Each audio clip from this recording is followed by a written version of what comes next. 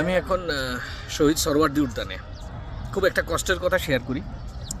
Normally আমি positive মাইন্ডের মানুষ, নেগেটিভ ভিডিও করি না, তবে আজকে এখানে করতে বাধ্য হচ্ছি। সরওয়ার্দী উদ্যানের যেই মেইন পয়েন্টটা এটা আমার পিছনে, চতুর্পাশে না হলেও কয়েকশো মানুষ এখানে পর্যটক আসছে ঘুরার লেগে, আপনারা যদি দেখেন। কিন্তু দুর্ভাগ্য হলো চতুর্পাশটা নোংরা আবর্জনায় ভরে আছে।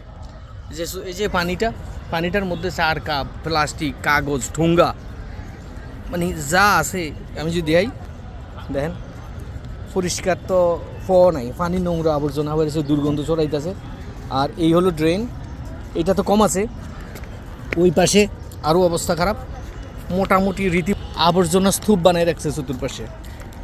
আর না কোনো পুরো এরিয়ার মধ্যে না কোনো একটা ডাস্টবিন আছে, না একটা কাঁচরা ফেলানোর কিছু আছে এনে, মানে এই এরপরে যে শহীদদের নাম এখানে মুক্তিযুদ্ধের ইতিহাস ঐতিহ্য তুলে রাখছে, অথচ এই জায়গাটা অনেকটুকু ভেঙে চুরে আছে। আমি ক্যামেরা যদি ঘুরাই, এখানে নিচে অনেকটুকু ওই নিচে পড়ে রয়েছে, ভেঙে চুরে চুরমার হয়ে রয়েছে। এরপরে মাঝখানে এখানে যে একটা পানির ওয়াটার ফ্রন্ট বানাইছিল, এই ওয়াটার ফ্রন্টটাও কমপ্লিট পানির মধ্যে ওই এখনও ফেলাইতেছে। ওই দেখেন চার কাপ, পানির বোতল, কাঁচরা, ঠোঙ্গা, এইটাও ভাঙে রয়েছে সব কিছু। এই পাশের আরও ভয়াবহ পরিস্থিতি, এখানে রাত্রিবেলা আড্ডা জমে ওই সমস্ত মানুষদের।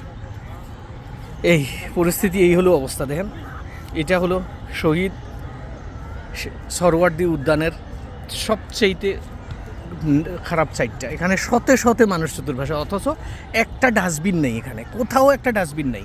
তো এখন এই আমার হাতে আমি যে একটা চা নিছি, এই চার আমি হয়তো নিজেকে সচেতন মানুষ মনে করি, আমি হাতে করে নিয়ে যাবো, যেখানেই পাই আমি হয়তো ওখানে যেয়ে কাঁচরার দাম। কিন্তু এইখানে তো কোথাও একটা ডাস্টবিন দেখলাম না। আমি মানুষকেও দোষী করি, লাভ কি? আপনি যদি প্রপার অ্যারেঞ্জমেন্ট না করেন, মানুষের কাঁচরা ওখানে ফালাইব, এটাই তো। নোংরা আবর্জনায় ভরে আছে এখানে, অথচ শত শত মানুষ প্রতিদিন বিকালে আসতেছে ঘুরার লেগা। কিন্তু এই পুরো এরিয়াটা, এন্টায়ার এরিয়াটা একটা ডাস্টবিন করে রাখছে। আমি সরি, এই কথাটা বলা ঠিক না, তারপরেও বলি, এই পরিস্থিতি খুবই খারাপ। তো যারা কর্তৃপক্ষ আছেন, আমার ভিডিও যদি আপনাদের পর্যন্ত পৌঁছে, অ্যাটলিস্ট এইখানে কিছু ডাস্টবিনের ব্যবস্থা করবেন। আর এখানে কিছু শৃঙ্খলার প্রয়োজন আছে। এখানে চা কফি যারা বেচে, এরাও বেচতেছে এই, মানে হ্যাঁ, এই আরেকটা যেন এই হলো অবস্থা, ভরে আছে বৃষ্টির পানির সাথে।